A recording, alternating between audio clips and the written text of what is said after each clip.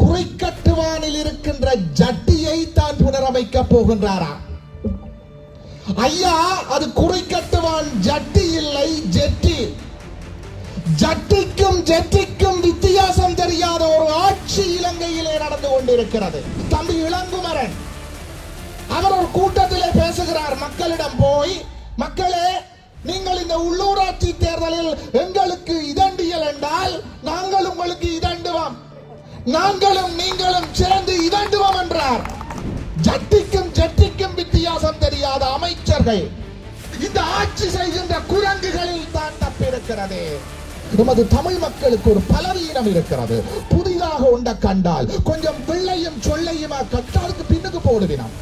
இப்ப அனுரமாமா வந்திருக்கிறார், இவரும் நாளைக்கு போய் விடுவார்.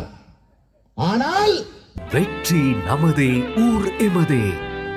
தேசிய மக்கள் சக்தி. சந்திரசேகரன் அவருடைய ஒரு பேட்டியை பார்த்தேன்.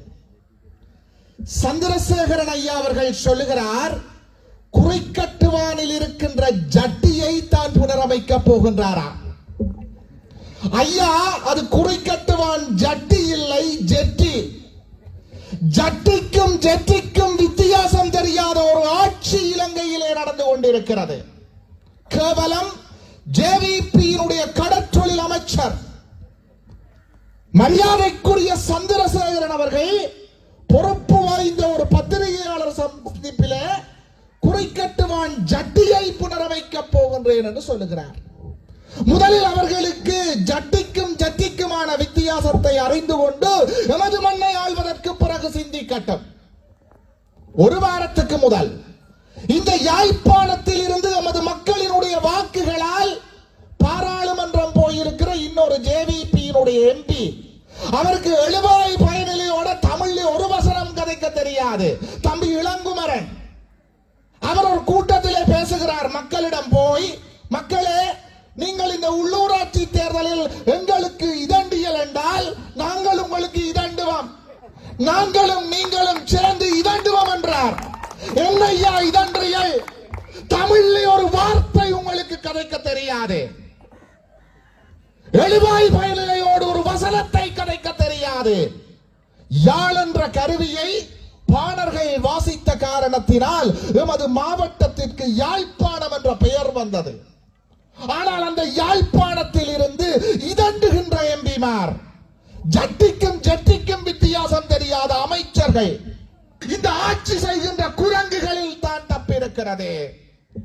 மக்கள் சிந்திக்க வேண்டும். இது யார் இழைத்த தவறு? எங்களுடைய மக்கள் இழைத்த தவறு. நான் வேதனையோடு சொல்லுகின்றேன், நமது தமிழ் மக்களுக்கு ஒரு பலவீனம் இருக்கிறது. புதிதாக ஒன்றை கண்டால் கொஞ்சம் வெள்ளையும் சொல்லையுமா கட்டாளுக்கு பின்னுக்கு போடுவினம். முந்தைய டக்ளஸ் தேவானந்தான் ஒரு ஐயா இருந்தார், கடத்தி கொண்டு கற்பழிச்சு கொண்டு காணாமலாக்கி கொண்டு அவருக்கு பின்னுக்கு ஒரு கூட்டம் போச்சு. அதே கூட்டம் யானையில வந்த அக்கா விஜயகலாக்கு பின்னுக்கு போச்சு. பிறகு வெள்ளையும் சொல்லையுமா அண்ணன் அங்கே அண்ணா வந்தார். இன்னைக்கு அண்ணைய காணையில அண்ணா அங்கே அண்ணான்னு ஒரு கூட்டம் தெரிஞ்சிச்சு. இன்னைக்கு அந்த அண்ணாவை காணையில. இப்ப அனுரமாமா வந்திருக்கிறார், இவரும் நாளைக்கு போய் விடுவார்.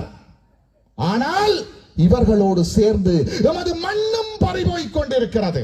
எமது மக்கள் சிந்திக்க வேண்டும்.